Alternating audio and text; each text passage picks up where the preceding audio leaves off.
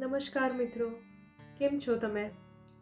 આજની પોસ્ટમાં હું તમને વૈદિક એસ્ટ્રોલોજી એટલે કે જ્યોતિષને લગતી એક ખાસ ટીપ તમને આપીશ, જે એકદમ સરળ છે, તમને ફોલો કરવામાં અને કે જોવામાં, અને તમને સરસ ખુલાસો મળશે તમારા અસ્તિત્વ વિશે. અને એક આપણે તથ્ય શેર કરશું અહીંયા, તો એ છે તમારી સૂર્ય રાશિ એટલે કે સનસાઇનને લગતું. મિત્રો, તમે જો સ્થાનિક અખબારો જોયા હોય તો તમને કદાચ યાદ હશે, તેમાં લાઇટ એન્ટરટેનમેન્ટ અને કોયડાઓના પૃષ્ઠ પર દરેક સનસાઇન પર સામાન્ય સાપ્તાહિક ભવિષ્યવાણીઓ આપી હોય છે. તે વિભાગમાં તમે જોયું હશે કે તારીખ શ્રેણી કેવી રીતે આપી હોય છે. તારીખોની માહિતી અનુસાર તે કહે છે કે જેઓ 21 માર્ચથી 20 એપ્રિલની તારીખોમાં જન્મ્યા છે તેઓનો જન્મની સૂર્ય રાશિ અથવા સન સાઇન મેષ રાશિ છે, જેનો અર્થ છે કે તેમના જન્મ સમયે સૂર્ય મેષ રાશિમાં હતો. પછી સૂર્ય 21 એપ્રિલથી 20 મે સુધી વૃષભ રાશિમાં છે અને તેથી આગળ. હવે શું તમે જાણો છો કે તે તમારી સાચી સનસાઇન નથી? અને તે કેવી રીતે છે?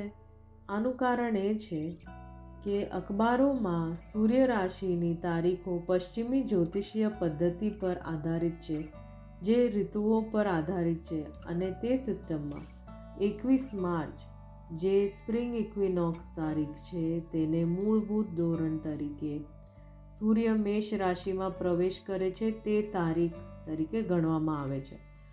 આ વાત પૃથ્વી પરની ઋતુઓ પર આધારિત છે અને આકાશમાં ખરેખર શું થઈ રહ્યું છે તેના પર આધારિત નથી.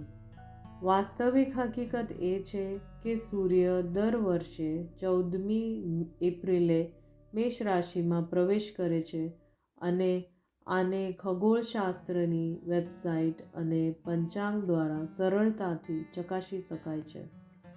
તો સૂર્યનારાયણ 14મી એપ્રિલે મેષ રાશિમાં પ્રવેશ કરે છે અને પછી 1 મહિના સુધી એક રાશિમાં રહે છે.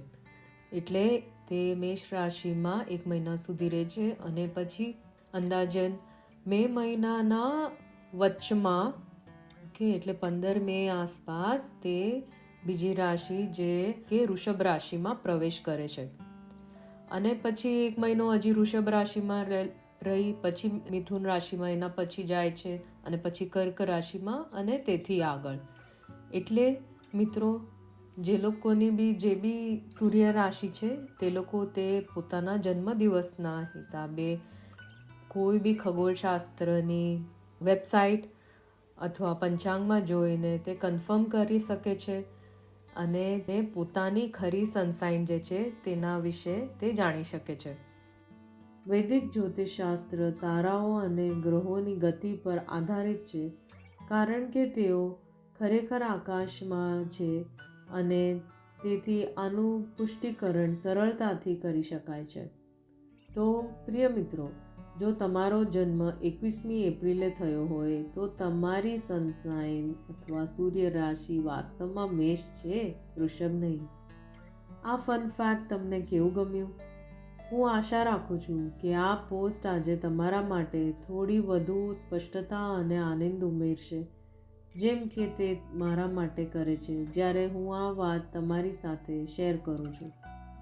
અને હા, આ પોસ્ટ જોયા પછી તમારી ખરી સનસાઇન અથવા સૂર્ય રાશિ જરૂર ચેક કરજો. તમને આ પોસ્ટ પસંદ આવી હોય તો નક્કી લાઈક, શેર એન્ડ સબસ્ક્રાઇબ કરજો. બરાબર મિત્રો, આ એક નોટ પર હું પોસ્ટ એન્ડ કરીશ. આપણે મળીશું આવતી પોસ્ટમાં. આવજો.